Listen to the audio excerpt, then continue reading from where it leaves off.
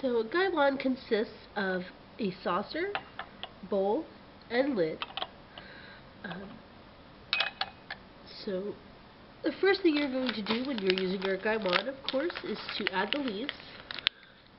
Today I'm brewing Shan Gushu Ancient Tree 2012 Shu Pour from Crimson Lotus Tea. So when you're brewing with a Gaiwan, you can certainly pour that directly into a cup if you'd like. It's probably more common to pour it into what's known as a sharing cup or fairness cup. Generally, I like to use a filter to keep the leaves out of my tea, especially with a Shu pour. I just find that I enjoy it better that way.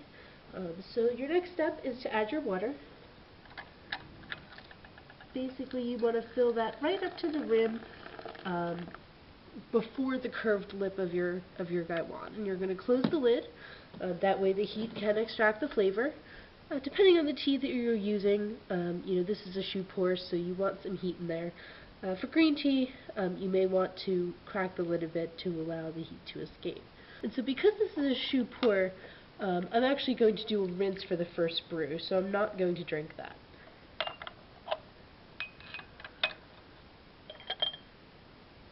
So for the first brew, we're just going to use that to preheat our teacups. So basically I've already poured the tea in there and I'm just going to dump it out. Oftentimes this is where your tea pet comes in.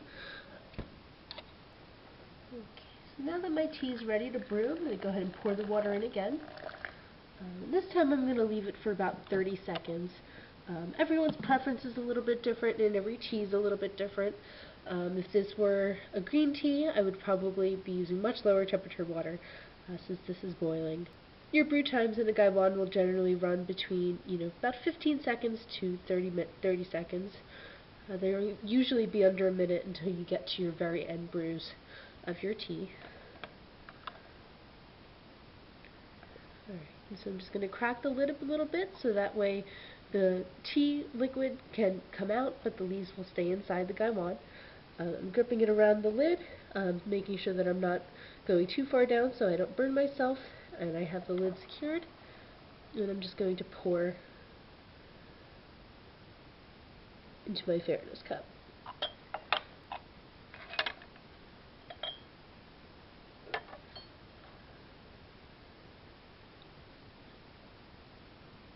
And there you have it. That's how to make tea with a Gaiwan. I hope that video was helpful. This will be my last episode for the year, so Merry Christmas and Happy New Year. I'll be back in January with a new episode where I'll be sharing my foolproof method for stovetop chai latte. Till then, thank you for watching, and I'll see you guys soon.